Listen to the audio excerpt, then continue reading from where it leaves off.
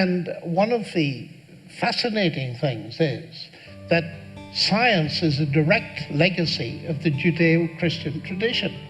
And let's start absolutely basic. In the beginning, God created the heavens and the earth. Hebrew Bible, written millennia ago, knew there was a beginning. It was in the early 60s before scientists caught up with that. I said, at least the Bible got it right. It's not an incomprehensible thing if you start from the idea that there's an intelligent God who made us in his image, and therefore we can do science. And that's exactly what the early pioneers of modern science, starting with Galileo and Kepler and Newton and so on and so forth, they were all believers in God. I'm not remotely ashamed of being a scientist and a Christian, because I want to argue that it was Christianity gave me my subject. C.S. Lewis said, men became scientific because they expected law in nature, and they expected law in nature because they believed in the lawgiver. In the 21st century, we can push back on that very naive notion that God's out, we do science now. No, science actually brings God back in.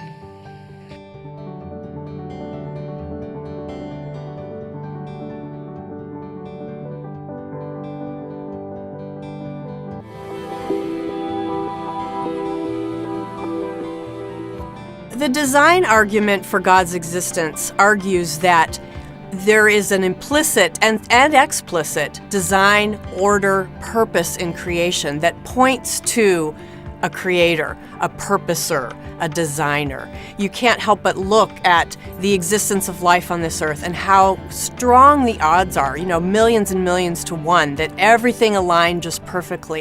As a scientist, microbiologist, biochemist, as a geologist, neuroscientist, physician, biologist, and an engineer. I think there is overwhelming evidence for intelligent design in nature. I see intelligent design in the history of life, in the genetic code of life, in the molecular machines inside our cells, in the complexity of life, In the information embedded in living things. in the operation of the human brain, in the features of the human body.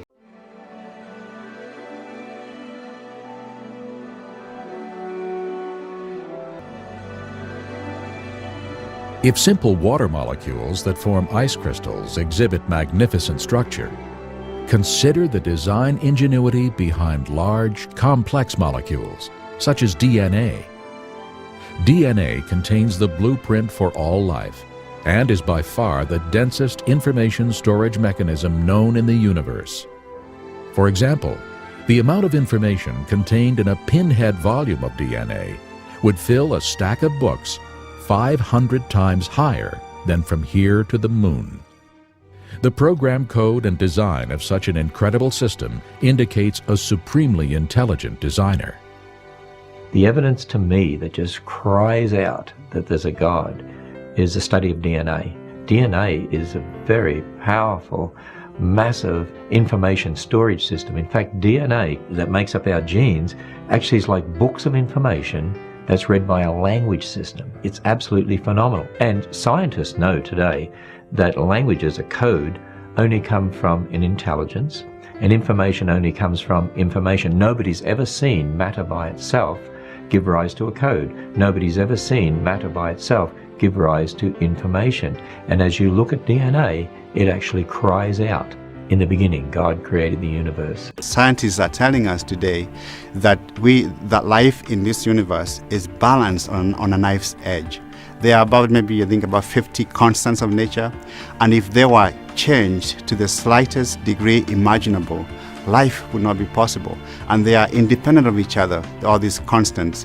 And for them to have been put together, for them to have come together to allow life, seems to cry out for intelligence, for intelligence behind the whole process. How far the Earth is from the Sun, it seems to be just the perfect distance. How far is the Moon from the Earth? It seems to be just the perfect distance for life to begin existing. Where exactly are we in our galaxy?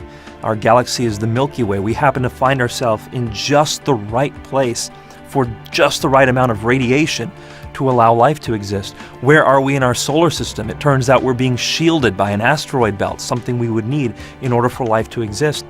Gravity has a wide range of constants where it could have been. It could have been one way, it could have been an entirely different way. And in fact, if we took the entire range of constants where gravity could have been set, and we turned that range into a ruler that expands the length of the universe, and we divide that up in 1-inch increments, so we're talking about a ruler, the length of the universe at 1-inch increments, gravity is exactly where it needs to be in order for life to exist. If it were 1 inch one way, everything would explode. If it were 1 inch the other way, everything would implode. And we're talking about gravity could have been anywhere on that ruler, this cosmic ruler. And so we have to conclude the best explanation, again, is that mind, which we have good reason to believe through the intelligent design argument, is tampering with this dial in order for life to exist. I think the beauty of art, the beauty of, say, the Grand Canyon of the Swiss mountains, or the intricacies of nature, including the way that everything holds together to sustain and validate life or sustain life, are so complex that, to me, I just cannot accept that could be purely random chance and necessity. I really, that takes more faith in my mind than to believe that there's a cosmic intelligence with goodness, power, and grace who designed something in which people made in his image could live. What the intelligent design movement is saying is that we can identify messages in the world around us. We have the ability to say, okay, this message right here has come from an intelligent mind. Then we take what we've learned, we apply it to the world around us, and we say, wow, this world is the product of a mind. This isn't smuggling theism through the back door. This is just a fact. If we can determine that a mind is involved, and we see that a mind is involved in the universe around us, that's the conclusion. And we should take our conclusions and run with them, not try to predetermine what our conclusions should be. That's bad science. In the last 50 years or so, scientists have discovered, to their surprise, that the existence of intelligent life in this universe depends upon a complex and delicate balance of initial conditions given in the Big Bang itself. In fact, it appears that the universe has been incredibly fine-tuned for the existence of intelligent life. So that I think the most rational explanation is intelligent design. And a number of scientists have said this as well. For example, Paul Davies, a prominent physicist, has said, "Through my scientific work, I have come to believe more and more strongly that the physical universe is put together with an ingenuity so astonishing that I cannot accept it merely as a brute fact." And Robert Jastrow, who was the head of NASA's Goddard Institute for Space Studies, has said that this is the most powerful evidence for the existence of God ever to come out of science. The Big Bang does not disprove the need for God or creator. That's a confusion of thought. The Big Bang is simply telling us we believe there was a beginning. That is what Genesis has been saying for thousands of years. The point is, Genesis is not only telling us that there was a beginning, it is also telling us what science cannot tell us, the ultimate cause of that beginning, which is God. My favorite argument for the existence of God that I find the most compelling is a version of the cosmological argument, which goes like this. Whatever begins to exist has a cause. Something can't just come into being from nothing. Secondly, the universe began to exist. I think we have both good philosophical arguments and scientific evidence for the finitude of the past, from which it follows, third, therefore the universe has a cause. And when you do a conceptual analysis of what it is to be a cause of the universe, you arrive at a being which is an uncaused, beginningless, timeless, spaceless, enormously powerful, personal creator of the universe. That's, if you ask who created God, you're believing in a created God. The normal word for created God is an idol. Neither you nor I believe in those. But I said, your question is only valid for created gods. It has no relevance to an uncreated God that the Bible reveals the God of the universe to be. So you're missing the essential point. But I said, since your question is valid for created things, okay, let me apply it to you. You believe the universe created you. Okay, who created your creator? The moral argument is one of the most fascinating argument, and for me, I think is the most compelling, because we exist in a universe that has do's and don'ts. It has rules of behavior. There are things we are supposed to do and things that we are not supposed to do. Every human being has this sense that we are truly and really, in reality, obligated to avoid evil and to do good. Everybody has that sense of conscience. There's this real sense within every human being that there is an ought, there is a moral imperative that comes from somewhere. And it is universal, and so if it's universal, it's not just culturally shaped, even though some morality, certainly we would acknowledge, has some cultural factors in it. But this universal ought, this universal imperative, has to point to something bigger than humanity. Morality or moral properties have a very interesting feature, and this is they are normative. They tell us how we are supposed to behave, what we're supposed to do, and what we're not supposed to do.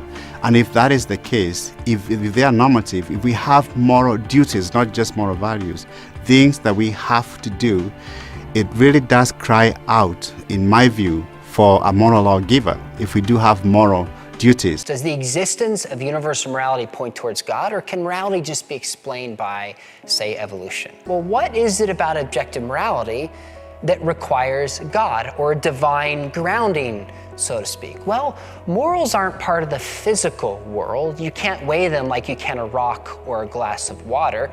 They seem to be immaterial or spiritual. They contain information, tell the truth, do right, be faithful, and information comes from a mind. And for there to really be a real right and wrong, there needs to be a source outside of human beings. Otherwise, it's just your opinion versus mine. So if there are real moral values and duties, it sure seems to point towards the existence of a moral lawgiver, towards a God.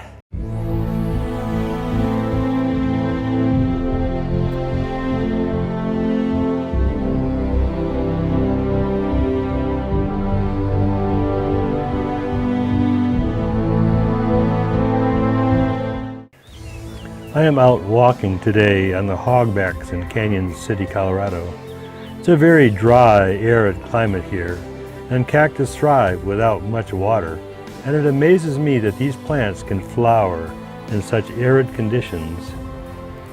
We have not had much rain here for many weeks, but then these plants are blooming today. It prompts me to ponder nature and all that God has created. Then I ask the question, how can anybody believe that God does not exist?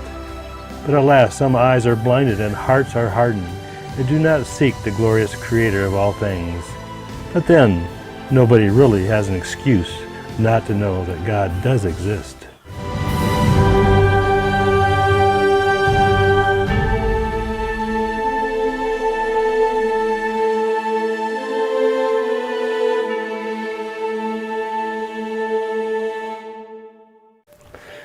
Scripture says this, quote, "For since the creation of the world, God's invisible qualities, His eternal power and divine nature have been clearly seen, being understood from what has been made, so that people are without excuse."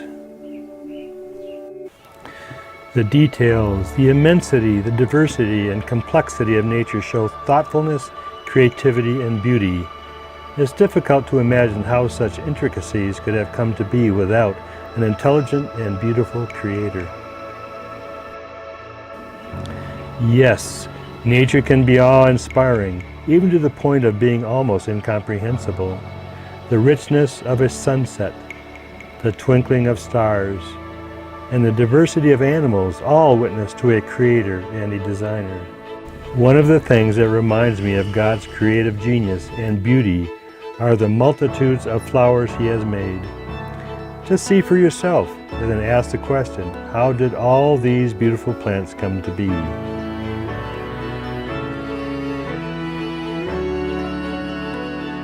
And then ponder the diversity and number of animals God has created by His wonderful imagination.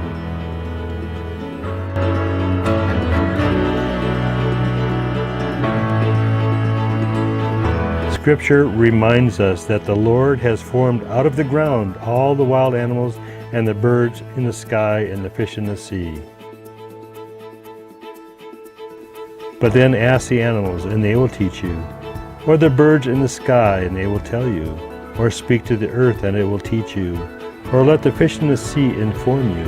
Which of all these does not know that the hand of the Lord has done this? In His hand is the life of every creature. And then ponder the heavens and its beauty and immensity.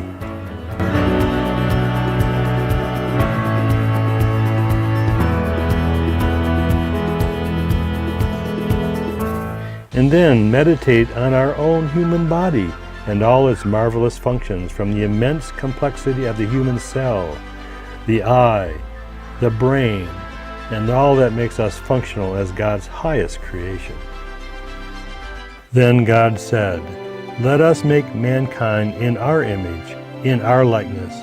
God blessed them and said to them, "Be fruitful and increase in number, fill the earth and subdue it." So I will give God the glory for all He has made and set before our eyes to point the way to Him. But then He has also given us His written word and His Son to reveal to us His grace, His love, His majesty, and also the way into His presence.